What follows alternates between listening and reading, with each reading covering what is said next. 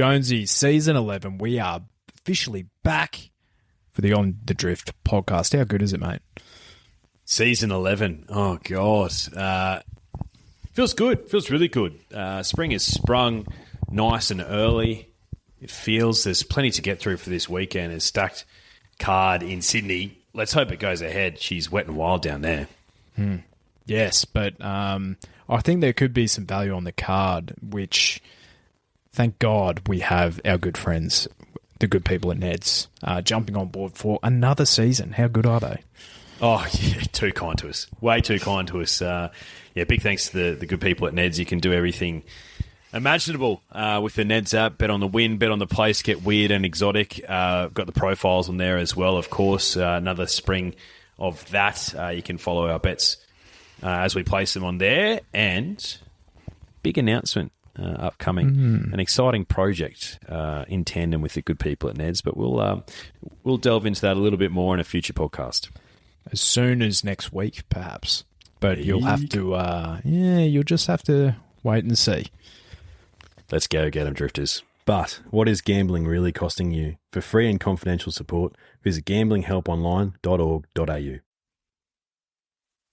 I need to ask you a question. Be curious, drifters. Allegron's won the Brisbane Cup, but it's all Antino. Blake Shin, take a bow. Barraquil, Benny Allen hasn't moved. Broadside him, bobbed, won the Golden Rose. Pride of Jenny, trying to find the reserves at the 100. She's 3 in front of Mr. Brightside. It's all too late.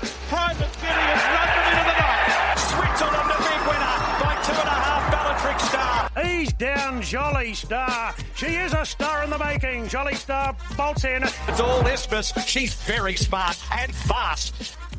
So I think there's about 7 or 8 horses in that intro. I think 5 of them we've nearly retired. Where are they now? We've retired them. We were solely responsible for their retirement. Yeah. It could potentially become a bit of a curse, the intro song. It could. I don't know if you saw It's Mrs. Jump out the other day, but she looks like pure shit. Oh, did she? Yeah, like I'll have to follow up with the stable myself to see what's going on. But yeah, she did not look good. Oh, Barraquil's back this weekend though. He is.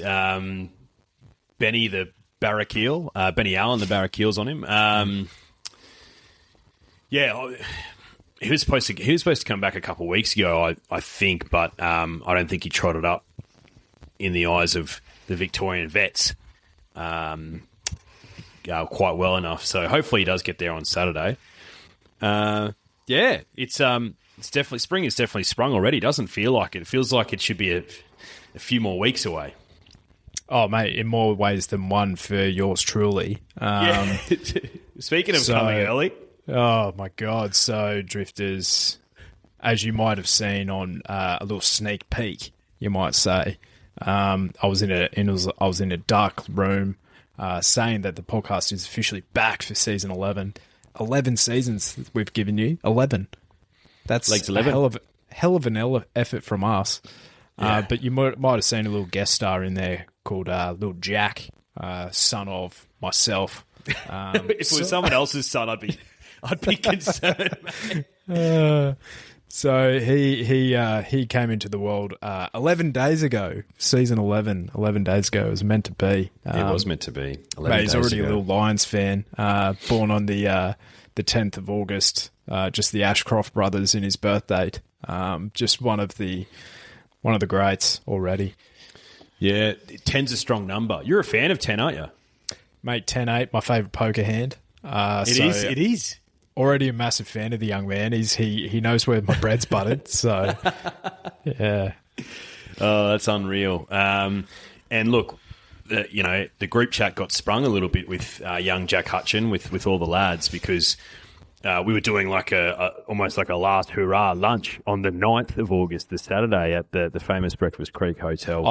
I thought I had 2 more weeks. I had 2 rounds of golf planned for that following week.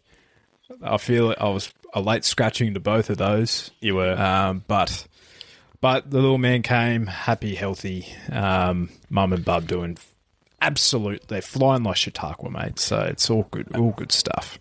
Absolutely. And we were tossing up the middle name because obviously the two of us, we're trying to think of a middle name because of the podcast for young Jack Hutchin. And we didn't think Without a Fight quite sort of fit as a middle name. We were thinking Animo, but, he wasn't really your guy. So we settled on Nature Strip. So it's Jack Nature Strip Hutchin is the name of the pony. Yeah, Jack Nash Hutchin. But it's funny because there is a moment like the mother is obviously recovering and what have you after the big dance. And the father is very much lugged with all of the paperwork to file. So if I wanted to throw a Nash in there, I probably could have. You probably could have. Yeah. And found yourself swiftly divorced, but but Prue, he's so hot. Yeah. Come on. Switch on. Jack Montague Hutchin. Strong name. Yeah, no, one of the greats already. Big fan. But season 11, mate, unbelievable. This little project that we've been doing for about, I think we started August 2020, so it's 5 years on. 5 years of pure dross.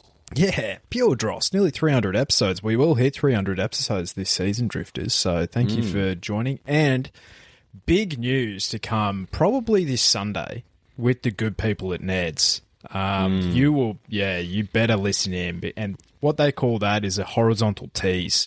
So we'll be bringing back the review podcast on Sundays, but massive news coming with the good people at Ned's for season 11. We cannot wait. Yes, very exciting stuff. Look, they could have found probably 20 to 30 other people who would have done a better job at a horizontal segue, like you said, because all the setup is listen to the podcast on Sunday.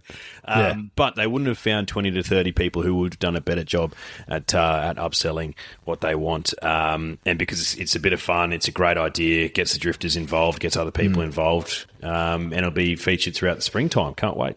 Yeah. All right. I have a bit of a new segment to bring. You might have identified that I've got a little bit of spare time. Being on parental leave for the last couple of weeks. So I've done a little bit of trivia for you, mate. And there is a method to my madness, and it's based on a runner loosely from last weekend. But who am I? All right. I won a maiden in Newcastle in 2017. Private Eye. No. I had 20 starts for 7 wins, 1 second, and 3 thirds. It's okay if you don't know it. I'm a son of Schnitzel. I won 4 Group 1s, 1 Group 2 and a Group 3. I ran 15th in the Coolmore Stud Stakes. I finished 2nd in an Everest. Ty Anglin rode me for 3 of my Group 1 wins, Blake Shin for the other one. I stand at Widden Stud. Gerald Ryan was my trainer. Is it Pierata? No. I wore black and yellow silks. Trapeze artist. There you go. Oh, that's shocking from me. So, trapeze artist, right? Why I bring him up? So, and well done. I thought you would have got him maybe, potentially knowing you after like a son of Schnitzel or something. Like, I thought you would have been like, bang. Oh, Pierata's a son of Piero. Yeah, I probably should have. I think, do you know what threw me off was the 2nd in an Everest? I was like, because that would have been an early edition of the Everest, right? Yeah, it was was it the first one or second one, but that Redzel one, that was the waterlogged one, because he could not go on rain-affected ground, and it was a heavy 10 that day, and he ran second. And Yeah, wow. And if it was a good track, he would have run away with it. But so why Trapeze Artist, right? So Gerald Ryan, not a big fan of ours, or rather, we're not a big fan of his for obvious reasons. But he has a really nice colt at the moment called Skyhook, and he said that Skyhook was the best horse that he's trained since Minari. Now, has he just forgotten that he trained Trapeze Artist? Because Minari was in the same age group as Trapeze Artist, right? Minari was a good horse, but Trapeze Artist gave him windburn several times. Like, Minari won a Group 2, and he was a listed winner as well, but Trapeze Artist won 4 Group 1s. Yeah, that is weird. Well, allegedly his memory's not the best because he's been asked some very specific questions about some specific occasions, and he said, "I can't remember." So maybe he just cannot recall training Trapeze Artist. But you say he won 4 Group 1s? 4 Group 1s. I think it was Second a in Canterbury Everest. Stakes, a TJ, a Golden Rose, and I can't remember the last one. Might have been a like Galaxy or something. I don't care who you are as a trainer. It doesn't matter if you're Chris Waller. If you've got a horse who's won 4 Group 1s, particularly in the sprints, you well remember who that horse is. Yeah. But the thing is, right, is like, so his last Group 1 winner, I believe, was Ellsberg. That horse won at Epsom as well. Like, he's had decent horses since that time. It's just, to me, it was just a weird comparison. So, Yeah. So, but yeah, Skyhook, mate, that was a very impressive performance last weekend. It was good. It was good. I was on Peloton, who I don't think was in the best part of the track, but he still would have been beaten irrespective by Skyhook, who looped him. Yeah, it smashed the clock. Fast late sectionals. You'd think he's an obvious one for the Golden Rose and the Coolmore Stud. Lugged some weight too. Yeah, his top weight was 60 kilos. So, yeah, very impressive performance. And, stable be damned. If he puts cash in my pocket, I don't really care. All right. Randwick this weekend. The rail's in the true position on a heavy 10. Now, I've heard whispers that apparently the rain is easing tomorrow and Saturday. So there is still a chance that they will be racing on Saturday. Failing that, I've heard the backup is Monday. So just because Sunday forecast is pretty fine, and Monday's looking okay as well. So, I think it'll pretty much be a very similar situation for a lot of these anyway. But, yeah, I'm just going to wait and see. Even if it goes ahead and it's a heavy 10, like, fills me with some serious trepidation to have a bet. So we'll have to wait and see. But let's just do the form, I guess, as if we were racing on a Saturday and it's going to be a heavy 10. Yeah, mate. If they're racing, it will be as much, won't it? So yeah. True. All right, the Premier's Cup. So race 5, 2,000 metres, Group 3 handicap. Previous winners of the race. Elias, this is when he was an absolute winning machine last year. Hosier, Arapaho, the old man, won this 3 years ago. Harpo Marks, Mugatu, Woogok, one of the best wet trackers we've ever seen. And the Big A of Ilias has won this as well. Any firm opinions for this race? Oh, my only firm opinion is that I wouldn't want to take Saltcoats at a small price of $2.35 with the good people at Ned's.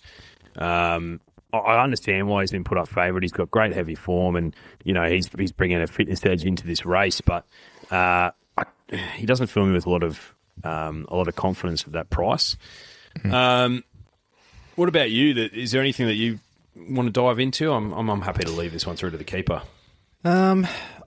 If I'm having a spec, right, and I thought Good Banter is a mare who I could potentially have a bit of a punt on. If you take her good runs out of her resume, she has a 33% winning strike rate. She's the bottom weight here. She's getting out to her pet distance for a stable who I think is in a little bit of form. I think she's definitely a winning chance here. Good banter. So, 2 of her 3 career wins are at this distance. She's got a 50% winning strike rate at the distance as well. Bit of a step up in class, but there's no world beaters here. Absolutely and she absolutely loves the slop. So I think good banter is over the odds at $9. Couldn't talk you out of it. That's the most important thing. All right. Race 6, the Silver Shadow Stakes, Group 2 for the fillies. Set weights and penalties. Within the law, $4.20 here. Savvy Halley at $4, and the favourite is Agar Wood for Waterhouse and Bott. Who do you reckon is the best winning chance for this mob? It's another tricky one because we talk about this all the time, and this is Captain Obvious areas, but that transition from 2 to 3 is so significant because a lot of the 2-year-olds who are beaten up on other 2-year-olds in the autumn they're doing so because they've developed faster. So then when you make that transition to 3, some of them just don't grow. So it's one of those races where you probably want to wait and see what the market does a little bit, because if there's some money coming for a particular horse, it might have made the necessary jump and the stable's sort of making a big push for it. Or otherwise you're looking at them in the yard and you're looking at something like Within the Law, who is, based on CV to this date, is clearly the filly you'd want to be with. Maybe she just hasn't developed at all into a 3-year-old season. So hard to say. I want to see her come out and run well Within the Law, because I think she's a filly with some serious guts. And she was super consistent the whole of the last prep. She draws a nice gate here and gets Jason Collett. And if he's not, number one, he's definitely one of the best wet track jockeys in Australia, in my humble. Look, she's out of Lucky Vega and a done deal mare, so I presume she'll be able to handle the heavy deck. Presume. What do you reckon? Yeah, I think she's one I'm looking at, but I want to see her go round just because of that taxing first prep. She fell over as well, she kept running after that. Yeah. So for a 2-year-old, 7 runs in her first prep, that's tough going for me. Fair.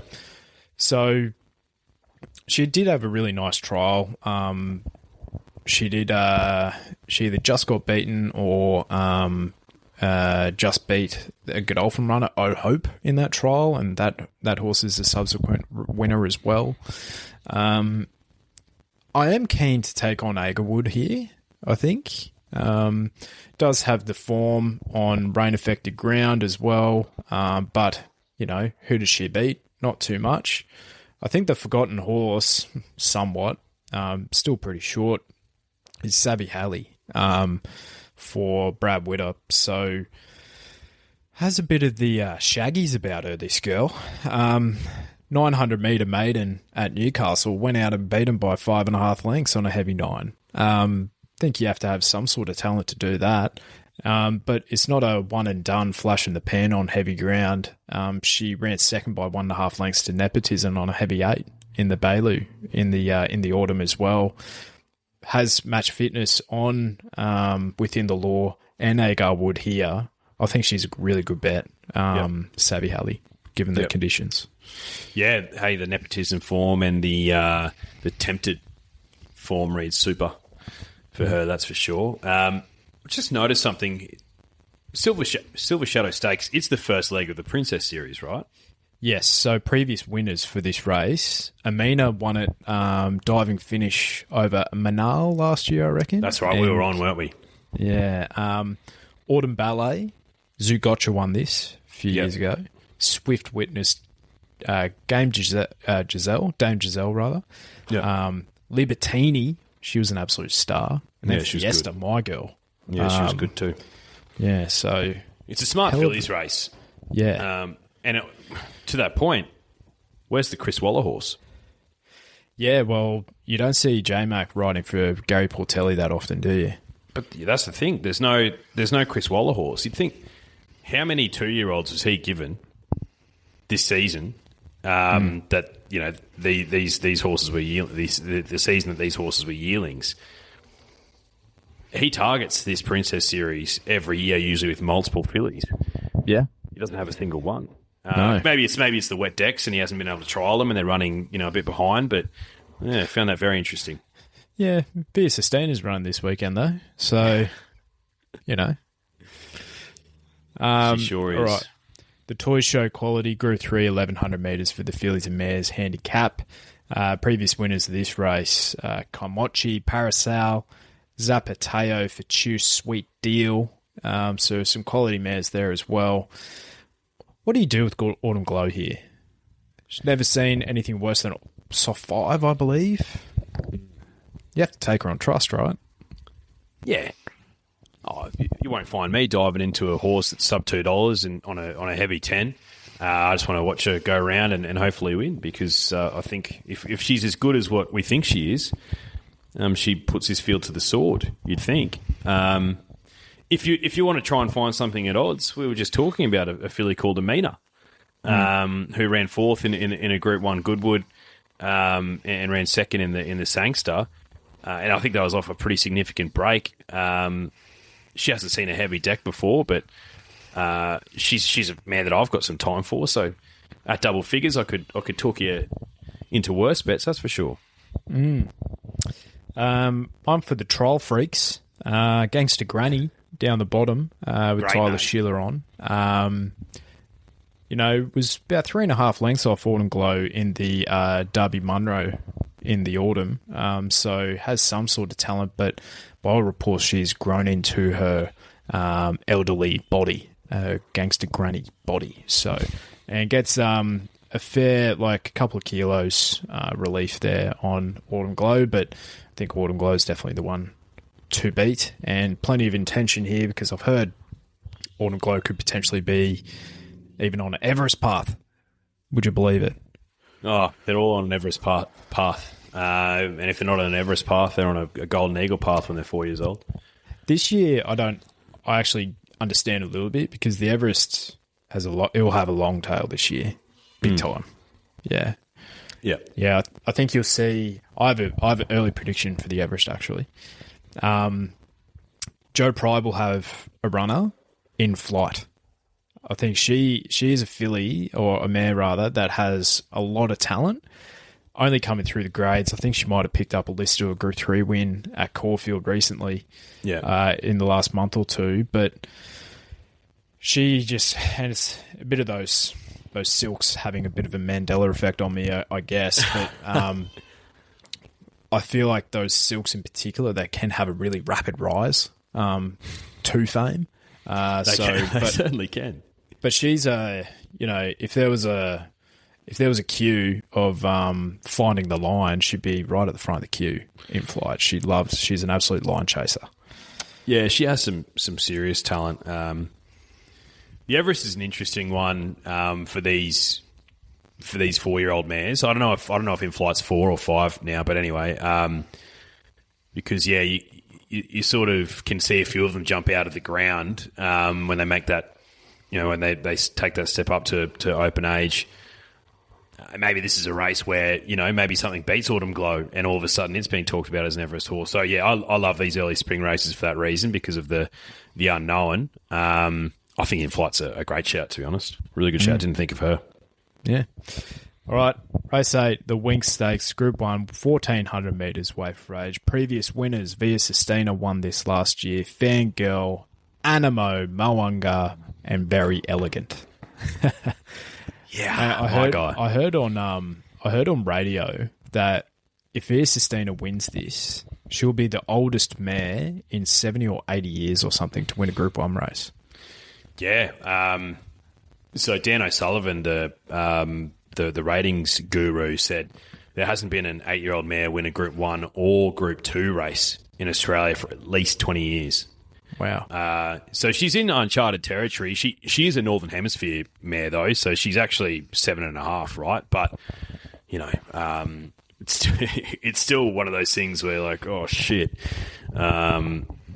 is his father time coming? But I don't know. I'm against her in this race, not for that reason, for different reasons. Are you with her or are you against her?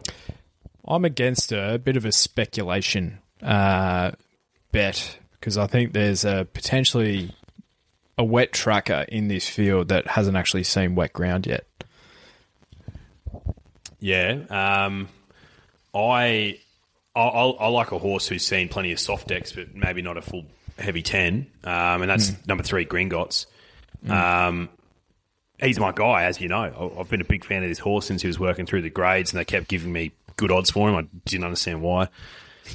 Bro can carry 70 kilos. You know what I mean? Like he's won races carrying 80 kilos before. He could put me on his back and win this race. Gringotts. I think he's a horse who's not affected by weight, which tells me he's probably a horse who likes a heavy deck as well, because he can just get through it. He's really strong and low to the ground. Gate 10's a little bit sticky and Tommy Berry's a little bit stinky, but he's a horse who shows more intent than most of these other horses, because most of these other horses are trained by Chris Waller, and they show next to no intent. So I'm happy to be with Gringotts. I think his soft form lends me to believe that he'll enjoy the heavy deck, and I think 1,400 metres first up suits him more than it does a lot of these others who've got bigger fish to fry. He doesn't probably want much further than this, right? Yeah, I was considering Gringotts, and when I went into his soft form performances, the worst rating he's seen is a soft 7 at Doomben, where he actually knocked off the Melbourne Cup winner, Nice Choice, that day. Shit, how's that for form? Yeah. So the majority of his soft form's actually on about soft 5s, so that was the only thing that was playing a little bit in my head, but I agree with everything you said as well. You know, you still have to get through it. Like, you put Fangirl in those situations, does she actually get through it? Probably not. Yeah. Aliana, for me. Now, it's only a maiden win, soft 7, but there was 8 subsequent winners out of that race, and that was about a year ago, pretty much to the weekend. Shit.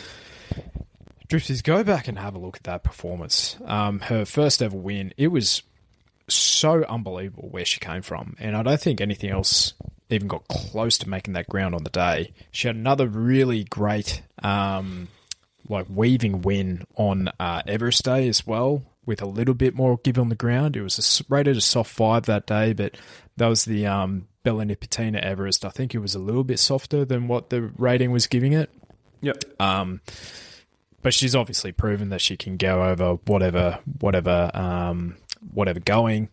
But first up, obviously bigger fish to fry for her later this spring. But I don't know. I think at $8, I would rather have a speculative bet there from barrier 2 soft run than take the, what do you have to take for Via Sistina? $2.40, where we saw her in the Mackay Diva, was it? Or was it the Turnbull or something? Where she just hated that heavy ground. Yeah. And we know that her ultimate goal is going back-to-back in the Cox Plate. Doesn't mean she can't win. I think she can absolutely win, but you know, if you're going to get her, it's probably going to be this run. If she wins this in a canter, it's like, well, shit. Good luck, everyone else, for the rest of the prep. I love the Aliana spec. She's the other one that I was considering as well. For that reason, I think it's a great spec. $8. I think she's going to be trained. I've got a futures ticket on her in the Caulfield Cup. I don't think she's going to be heading there, unfortunately. I think she'll probably be on that Cox Plate path. But for that reason, you know, Chris Waller, classic, hedges his bets. She'll have a bit more sprint in her legs this time around compared to her autumn 3-year-old prep. Maybe she diverts to a Golden Eagle. I'd hate to see it because I think she'd be a great addition to the Cox Plate. But yeah, you're right. Castelvecchio, I can't remember though. Did he ever run on heavy decks? Mate, I'm so glad that even though we haven't done this for a while, we're still fucking dialed in. We still have that connection, because I was just going to talk about her DILF, Castelvecchio, because he won an Inglis. Yeah, he won an Inglis Millennium on a heavy 8, and that was one of the great. That was probably his best career win. Yeah, he came from absolutely nowhere to win that at 40-1, and that's when I fell in love with him. He was a good boy. Second in a Cox Plate to Lee Grishua. I was on him that day, but maybe Aliana is a bit like her daddy as she gets older. Just likes the heavy decks and a bit more sprint in her legs. Any at a price here? There's a couple of Group 1 winners that we haven't talked about here, like Cheerwolf. Do you want any interest there? I know he won, but I wasn't impressed with his autumn campaign. I think Joe prided himself and got himself into a few knots. I was seeing some talk around saying that he's a genuine swimmer. I'm like, well, I haven't seen anything that suggests to me that he laps it up. I think he just is a line chaser and needs some speed on. I don't think he's going to get that in this race. I think Robusto, because he's got some fitness on his side. It could just be one of those ones. You take him to the front behind Baker and maybe can steal it. And I think Arapaho, I know he had a Sydney Cup win last prep, but he loves the heavy deck and maybe he could shock at a big price. But yeah, a few other Group 1 winners, Fangirl, Light Infantry Man, I just think probably want the drier deck. Yeah. Or Eternal on the quick backup. Like, if he's going to run top 3 in a Group 1, it'd be this one, surely. He's an absolute swimmer. Will probably go to the front. He's never... How many attempts has he had? He's had 4, 7, 9 attempts from listed ratings up to Group 1s, and he's ran third once. And that was to who was it? Predeterm?